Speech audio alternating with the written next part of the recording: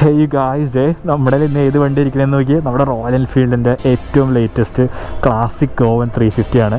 അപ്പോൾ big thanks to കൈസ Motors. അവരാണ് ഈ ഒരു വണ്ടി നമുക്ക് വീഡിയോ ചെയ്യാനായിട്ട് അറേഞ്ച് ചെയ്യുന്നത്. കാരണം ഈ വണ്ടി ടെസ്റ്റ് ഡ്രൈവ് എങ്ങും അവൈലബിൾ അല്ല. ബട്ട് താങ്ക്സ് ടു കൈസ മോട്ടോഴ്സ് അവർ ഈ ഒരു വണ്ടി നമുക്ക് പെട്ടെന്ന് അറേഞ്ച് ചെയ്ത് തന്നു.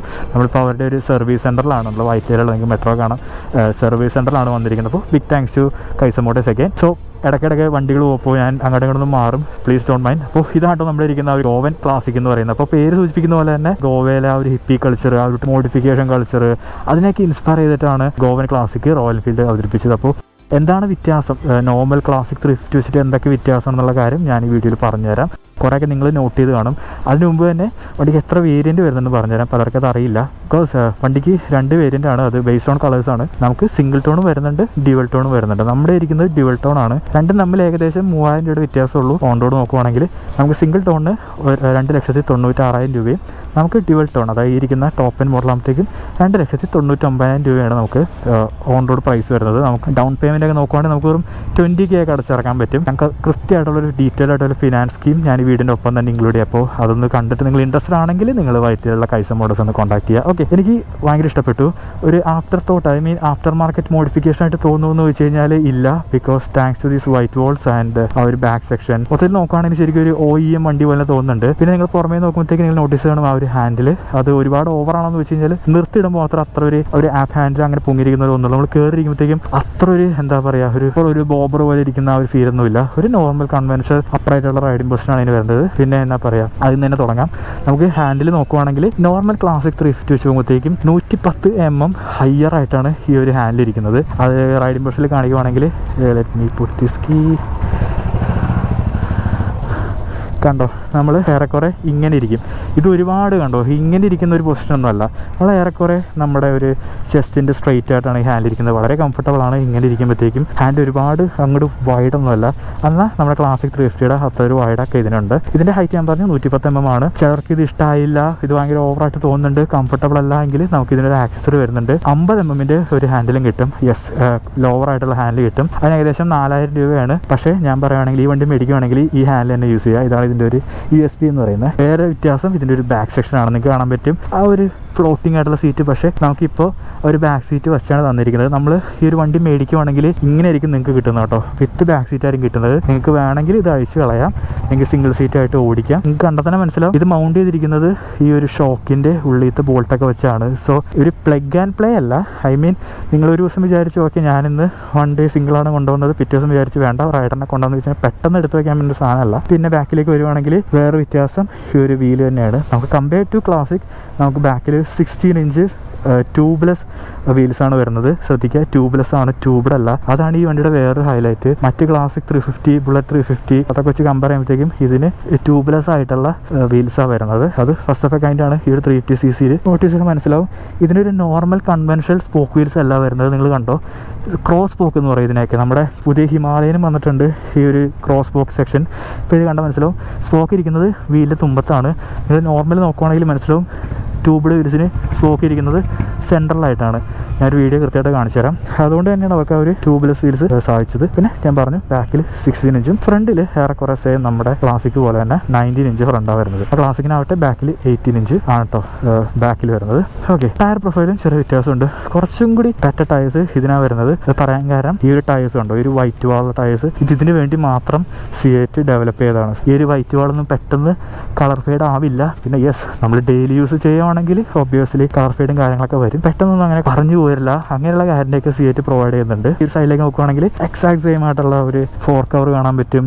ആ ഒരു ഹെഡ് ലൈറ്റ് ഇപ്പോൾ വരുന്നത്. പിന്നെ LED ഇൻഡിക്കേറ്റേഴ്സ് ആയിട്ടുണ്ട് ഇപ്പോൾ. പിന്നെ ഞാൻ പറഞ്ഞു ആ ഒരു ഹാൻഡിൽ. പിന്നെ നമുക്ക് ക്ലച്ചും ബ്രേക്കും അഡ്ജസ്റ്റബിൾ ആയിട്ടുണ്ട്. നമുക്ക് adjustable clutch and brake levers ആണ് ഇപ്പോൾ വരുന്നത്. പിന്നെ സൈഡിലേക്ക് നോക്കുകയാണെങ്കിൽ എക്സാക്ട് സെയിം ആയിട്ടുള്ള ആ ഒരു 30 ലിറ്റേഴ്സിന്റെ ടാങ്ക് വരുന്നുണ്ട്. പക്ഷേ ഇത് ലോഗോ ഉണ്ടോ 3D എംബ്ലം, അത് ഇതിന് യൂണീക്ക് ആണ്. പിന്നെ എഞ്ചിനിലേക്ക് നോക്കുകയാണെങ്കിൽ ഞാൻ പറഞ്ഞു അവർ എക്സാക്ട് ഫ്ലാറ്റ് ഫ്രെയിമിലാണ് ഈ ഒരു വണ്ടി ബിൽഡ് ചെയ്തിരിക്കുന്നത്. അതുകൊണ്ട് തന്നെ ആ ഒരു സെയിം എഞ്ചിനാണ്. ആ ഒരു 349cc 2 വാൽവ് എയർ കൂൾഡ് എഞ്ചിനാണ്. പവർ നോക്കുകയാണെങ്കിൽ 20 bhp around 6000 rpm and impressive 27 Nm at വെറും 4000 rpm. പക്ഷേ അതിലൊരു 80% ടോർക്ക് നമുക്കൊരു 2000 rpm തൊട്ട് തന്നെ കിക്ക് എഞ്ചിനാണ് തോന്നും. അതാണ് ഈ ഒരു വണ്ടിയുടെ ഏറ്റവും വലിയ ഹൈലൈറ്റ്. വളരെ എന്താ പറയുക, പ്രൂവൺ ആയിട്ടുള്ള ഒരു എഞ്ചിനാണ് ഈ ഒരു J series എഞ്ചിൻ എന്ന് പറയുന്നത്. വളരെ ഓടിക്കാൻ വളരെ ഫണ്ണായിട്ടുള്ള എഞ്ചിനാണ്. ആ ഒരു ഫണ്ണിലേക്ക് ഈ ഒരു ഹാൻഡിലേക്ക് വരുമ്പോഴത്തേക്കും എക്സ്ട്രാ ഫണ്ണായി. ഓക്കെ, പിന്നെ സൈഡിൽ നോക്കുകയാണെങ്കിൽ നമുക്ക് ഇവിടെ ഗോവൻ ക്ലാസിക് എന്ന് പറഞ്ഞിട്ട് സ്റ്റിക്കറാണ് കേട്ടോ. ഇത് പെയിന്റഡ് അല്ല. നമുക്ക് സ്വിംഗ് ആം കുറച്ചും കൂടി വ്യത്യാസമുണ്ട്. Swing arm actually 10 mm longer ആണ്.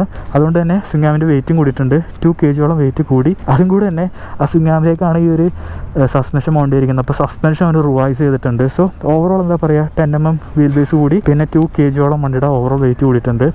ഐ തിങ്ക് 197 ആണ് ഇപ്പോൾ വണ്ടിയുടെ വെയിറ്റ് വരുന്നത്. പിന്നെ എക്സോസും ചെറിയ വ്യത്യാസമുണ്ട്. നിങ്ങൾ നോട്ടീസ് ചെയ്യുന്ന അറിയില്ല. ടിപ്പിക്കൽ ക്ലാസിക് 350 വരുന്നുള്ളൊരു എക്സോസ് അല്ല, ഒരു സ്ലാഷ് കട്ടായിട്ടുള്ള എക്സോസ് ആണ് ഇനി വരുന്നത്. പറയണമല്ലോ, ഈ വണ്ടിക്ക് നന്നായിട്ട് ചേരുന്നുണ്ട്. ഫെൻഡർ മൗണ്ട് ചെയ്തിരിക്കുന്നത് കാണാം, സ്വിംഗ് ആമിലാണ് മൗണ്ട് ചെയ്തിരിക്കുന്നത്. പിന്നെ ഒരു number plate holder, LED indicators, LED tile light. And ഇത് ശരിക്കും നല്ല രസമുണ്ട് കാണാനായിട്ട്. മെറ്റലാണ്, ലുക്സ് റിയലി ഗുഡ്. ഈ സീറ്റും കൂടി ഇല്ലെങ്കിൽ അടിപൊളിയാവും. പിന്നെ ഞാൻ പറഞ്ഞു ഇതിന് വിത്ത് സീറ്റാണ് വരുന്നത്. വേണമെങ്കിൽ ഇത് അഴിച്ച് കളയാം. പിന്നെ പില്ലിങ് കംഫർട്ട് എങ്ങനെയാണെന്ന് വെച്ച് കഴിഞ്ഞാൽ നിങ്ങൾക്ക് കണ്ടാൽ തന്നെ മനസ്സിലാവും. കുറച്ചൊന്ന് എന്താ പറയുക, ഫ്ലാറ്റ് ആയിട്ടുള്ള സീറ്റാണ്. സോ പെട്ടെന്ന് ആക്സിഡൻറ്റ് കൊടുത്തു കഴിഞ്ഞാൽ പെന്നിപ്പോഴുള്ള ചാൻസ് ഉണ്ട്. പിന്നെ സീറ്റാണെങ്കിൽ അത്ര ഗ്രിപ്പ് ചെയ്യുന്നതല്ല. ബട്ട് പറഞ്ഞല്ലോ, റൈഡ് ആൻഡ് സീറ്റ് അടിപൊളിയാണ്. അതിലിങ്ങനെ ഒരു 3D ഇതൊക്കെ കൊടുത്തിട്ടുണ്ട്, മെറ്റൽ എംബ്ലോ കൊടുത്തിട്ടുണ്ട്, ഗോവൻ ക്ലാസിക് എന്ന് പറഞ്ഞിട്ട്. നല്ല രസമുണ്ട്, വെരി നൈസ്. നമുക്കൊരു 5 സ്പീഡ് ഗിയർ ബോക്സ് ഉണ്ട്. പിന്നെ നിങ്ങൾ ശ്രദ്ധിച്ചോന്ന് മനസ്സിലാവില്ല ഇതിൻ്റെ ഫുഡ് പെക്സ്. യെസ്, അടുത്തൊരു വ്യത്യാസമാണ്. നമ്മുടെ നോർമൽ ക്ലാസിക് വെച്ച് കമ്പയർ ചെയ്യുമ്പോഴത്തേക്കും നമുക്ക് ഫുഡ് പെക്സ് ഫ്രണ്ടിലാണ് വരുന്നത്. നമ്മുടെ മീറ്റിയോറിൽ നിന്ന് എടുത്ത അതേ ഒരു ഫുഡ് പെക്സ് ആണ്. അതായത് ക്ലാസിക്കിൽ ഇരിക്കുകയാണെങ്കിൽ നമ്മുടെ കാല് ഇവിടെ വരും. ഇതിൽ കണ്ടോ, ഫ്രണ്ട് സെറ്റാണ് വരുന്നത്, ഫ്രണ്ടിലേക്ക് ആഞ്ഞാണ്. പക്ഷേ നമ്മുടെ സൂപ്പർ മീറ്റിയോർ പോലെ ഇങ്ങനെയൊന്നും ഇരിക്കേണ്ട, നോർമലാണ്, കുറച്ചും കൂടി കംഫർട്ടബിൾ ആണ്. സോ ഈ ഒരു റൈഡിങ് പൊസിഷൻ, ഈ ഒരു ലോ സീറ്റ് ആയിട്ട്, ഈ ഒരു ഹാൻഡിൽ ബാർ മൊത്തത്തിൽ നല്ല രസമുണ്ട്. ഒരു 16 ഇഞ്ച് വീൽസ് വന്നുകൊണ്ട് തന്നെ സീറ്റ് ഹൈറ്റ് നല്ല രീതിയിൽ കുറഞ്ഞിട്ടുണ്ട്. അറൗണ്ട് 750 അത്രയായിട്ട് സീറ്റ് ഹൈറ്റ് കുറഞ്ഞിട്ടുണ്ട്. സോ എല്ലാവർക്കും തന്നെ ഈസിലി ഫ്ലാറ്റ് പുട്ട് ചെയ്യാൻ പറ്റും. ഞാനിപ്പോൾ ആക്ച്വലി വണ്ടി നിൽക്കുവാണ്, ഈസിലി ഫ്ലാറ്റ് പുട്ട് ചെയ്യാൻ പറ്റും കമ്പയർഡ് ടു ക്ലാസിക് 350. വളരെ കംഫർട്ടബിൾ ആണ്. ഈവൻ ദോ ഇത്ര വെയിറ്റ് ഉണ്ടെങ്കിൽ കൂടെ ഇത് നോക്കി ഈസിലി ഉന്തിത്തള്ളി നടക്കാൻ നമുക്ക് പറ്റുന്നുണ്ട്, thanks to low seat height. നമുക്ക് വണ്ടി ജസ്റ്റ് ഇവിടുന്ന് മാറ്റിയിടാം കേട്ടോ.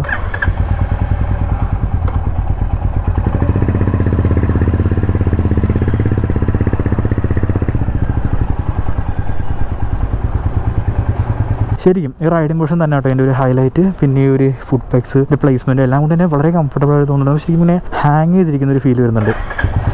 മാൻ സൗണ്ട്. പിന്നെ ഇത്രയും വലിയൊരു പാനൽ വന്നുകൊണ്ട് തന്നെ കുറച്ചും കൂടി ലിവറേജ് കണ്ടോ. ഈ യൂട്ടേണൊക്കെ അടിക്കുമ്പോൾ നോക്കി ശരിക്കും കറക്റ്റ് എടുക്കാൻ പറ്റുന്നുണ്ട്. Man, this is brilliant man. Easily നമുക്ക് യൂട്ടേണൊക്കെ അടിക്കാം. ആ ഒരു 2 kg കൂടിയെങ്കിലും ഒട്ടും അറിയില്ല, കാരണം സീറ്റ് ഹൈറ്റ് വളരെ കുറവാണ്. തന്നെ ഈസിലി ഉന്തിത്തള്ളി എടുക്കാൻ പറ്റുന്നുണ്ട്. എനിക്ക് പോലും ഈവൻ ചെറിയ സ്ലോപ്പാണ് ഇവിടെ, ഈസിലി ഇങ്ങനെ ഉന്തിത്തള്ളി ഫ്രണ്ടിലേക്കും ബാക്കിലേക്കും എടുക്കാനായിട്ട് പറ്റുന്നുണ്ട്, which is A good thing. കാരണം ഹൈറ്റ് കുറഞ്ഞവർക്കും ഈസി ആയിട്ട് വണ്ടി ഹാൻഡിൽ ചെയ്യാനായിട്ട് പറ്റും. ഓൾറൈറ്റ്. പിന്നെ വണ്ടിക്ക് നമുക്ക് സെൻട്രൽ സ്റ്റാൻഡിങ് ആളൊക്കെ വരുന്നുണ്ട് കേട്ടോ, പറയാൻ വിട്ടുവെങ്കിൽ. വണ്ടിക്ക് സെൻട്രൽ സ്റ്റാൻഡ് വരുന്നുണ്ട്. പിന്നെ ടയേഴ്സ് ഐ തിങ്ക് കുറച്ചും കൂടി ബ്രില്യൻ്റ് ടയേഴ്സ് ആണ് കേട്ടോ, കമ്പയർഡ് ടു ക്ലാസിക് കമ്പയർ ചെയ്യുമ്പോഴത്തേക്കും കുറച്ചും കൂടി നല്ല ടയേഴ്സിൽ വരുന്നുണ്ട്. കണ്ടോ, ടയർ പാറ്റേൺ കേട്ടോ. നമ്മൾ ഈ ഒരു സ്പോർട്ട് ഓറിയൻറ്റഡ് ആയിട്ടുള്ള വണ്ടി, അതായത് R15, RS200, RC അങ്ങനെ കണ്ടിരുന്ന വണ്ടികൾ കാണുന്ന പോലത്തെ ഒരു ടയറിന് വരുന്നത്. Moving on to instrument console. ആ ഒരു എക്സൈസിങ് കൺസോളാണ് നമ്മുടെ ക്ലാസിക് കണ്ടുവന്ന സ്പീഡോമീറ്റർ കാണാം.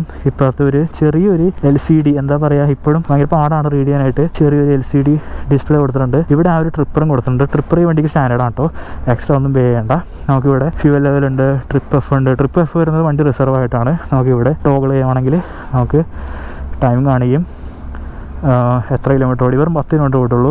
ഗിയർ പൊസിഷൻ ഇൻഡിക്കേറ്റർ ഉണ്ട്, ട്രിപ്പ് 1, ട്രിപ്പ് 2, അങ്ങനെ ബേസിക് ഡീറ്റെയിൽസ് കാണിക്കുകയുള്ളൂ. കേസ് എടുത്ത് നോക്കുകയാണെങ്കിൽ നമുക്കിവിടെ ആ ഒരു എന്താ പറയുക, സൂപ്പർ മീറ്ററുകൾ വന്നു വെച്ചാൽ അതേ ഒരു മെറ്റാലിക് സ്വിച്ച് ക്യൂബ്സ് ആണ് ഇപ്പോൾ ഇതിനകത്തേക്ക് വരുന്നത്. നല്ല രസമുണ്ട്. സൂപ്പർ മീറ്റർ അല്ല, നമ്മൾ short cut. Super meter metallic ആണ്, പക്ഷേ സൂപ്പർ മീറ്റർ സിൽവറാണ് വരുന്നത്. ഷോർട്ട് കട്ടാണ് അത് ബ്ലാക്ക് ആക്കിയത്. സോ ആ ഒരു എക്സൈറ്റ്സിങ് സ്വിച്ച് ഗിയേഴ്സ് ആണ് ഇതിന് വരുന്നത്. നല്ല പ്രീമിയം ക്വാളിറ്റി ആണ് കേട്ടോ. ടച്ച് ആൻഡ് ഫീലൊക്കെ അടിപൊളിയാണ്. നമുക്കിവിടെ പാസ് സ്വിച്ച് ഉണ്ട്, ഹൈ ബീം ഉണ്ട്. ഇവിടെയാണ് നമ്മൾ കൺസോൾ ടോഗിൾ ചെയ്യുന്നത്. ഇവിടെ ഇൻഡിക്കേറ്റേഴ്സ്, പിന്നെ ഹോൺ കാണാം, എൻജിൻ ഹിൽ സ്വിച്ച് ഉണ്ട്, പിന്നെ കോഷൻ ലാമ്പ് ഉണ്ട്. പിന്നെ ലിവേഴ്സ് ഞാൻ പറഞ്ഞു, these are adjustable.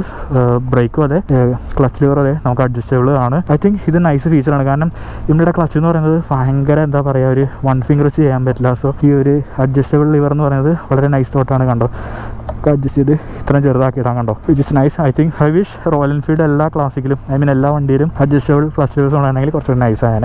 Finance details ഇപ്പോൾ ഒരു സ്ക്രീനിൽ കൊടുത്തേക്കാം. അപ്പോൾ നിങ്ങൾ ഇൻട്രസ്റ്റ് ആണെങ്കിൽ ഞാൻ പറഞ്ഞു ഇവരൊന്ന് കോൺടാക്ട് ചെയ്യുക. എന്നോട് ചോദിക്കുകയാണെങ്കിൽ വണ്ടി എങ്ങനെയാണെന്ന് വെച്ച് കഴിഞ്ഞാൽ ഇതൊരു സിംഗിൾ ബൈക്കായിട്ട് എടുക്കാൻ പറ്റുമെന്ന് വെച്ച് കഴിഞ്ഞാൽ പറ്റായൊന്നുമില്ല. പക്ഷേ ഈ ഒരു വൈറ്റ് വാൾ മെയിൻറ്റെയിൻ ചെയ്യുക എന്ന് പറയുന്നത് നിസ്സാര കാര്യമല്ല. പിന്നെ ലോങ് ട്രിപ്പ് അടിക്കാനായിട്ട് പറ്റുമെന്ന് വെച്ച് കഴിഞ്ഞാൽ വൈനോട്ട് ലോങ് ട്രിപ്പ് അടിക്കാം. പക്ഷേ നിങ്ങൾ ലോങ് ട്രിപ്പ് അടിക്കുകയാണെങ്കിൽ ഈ ഒരു സീറ്റ് വെക്കുക. കാരണം നിങ്ങളിവിടെ ഇരിക്കുകയാണെങ്കിൽ നിങ്ങളുടെ ബാഗ് തൂങ്ങി കിടക്കും ബാക്കിലേക്ക്. സോ അങ്ങനെ വരാതിരിക്കാൻ ഈ ഒരു സീറ്റ് ഉണ്ടെങ്കിൽ ആ ബാഗിൽ ഹോൾഡ് വെച്ചോളൂ. ലഗേജ് ഒക്കെ ക്യാരിയർ ആണെങ്കിലും ഇത് വേണം. സോ ഇത് വെച്ചിട്ട് നിങ്ങൾക്ക് ചെയ്യാം. പിന്നെ എനിക്ക് തോന്നിയ കാര്യമാണ് കുറച്ചും കൂടി ഫ്ലിക്കബിൾ ആയിട്ടുണ്ട്. ഇത്രയും വലിയൊരു ഹാൻഡിൽ വന്നുകൊണ്ട് തന്നെ കുറച്ചും കൂടി ഇങ്ങനെ ഫ്ലിക്ക് ചെയ്തെടുക്കാൻ പറ്റുന്നുണ്ട്. പിന്നെ വണ്ടി സ്ലോപ്പ് ചെയ്തെടുക്കാനൊന്നും ബുദ്ധിമുട്ടൊന്നുമില്ല. ഈവൻ 2 kg കൂടുതലാണെങ്കിൽ ഞാൻ പറഞ്ഞു ഈസിലി ഉന്തി തള്ളിയെടുക്കാനായിട്ട് പറ്റുന്നുണ്ട്. പിന്നെ വണ്ടി ഡ്യുവൽ ചാനൽ ABS ആണ്, നോർമൽ, അതൊക്കെ നോർമലാണ്. ഫ്രണ്ടിലൊരു 300mm ഡിസ്ക്, ബാക്കിൽ 270mm ഡിസ്ക്, അതൊക്കെ സെയിം എക്സാക്റ്റ് ആ ഒരു ക്ലാസ് 350 ക്യാരി ഫോർവേഡ് ചെയ്തതാണ്. പിന്നെ ഇതിൽ യൂണീക്കായിട്ട് എനിക്ക് തോന്നിയത് ഓഫ് കോഴ്സ് ഈ ഒരു റൈഡിംഗ് ബസ് തന്നെയാണ്. നമുക്ക് ഡീറ്റെയിൽ ആയിട്ടുള്ള റൈഡ് റിവ്യൂ വേറെ ദിവസം ചെയ്യാം. ഇതിൽ തോന്നിയൊരു കീ ഹൈലൈറ്റ്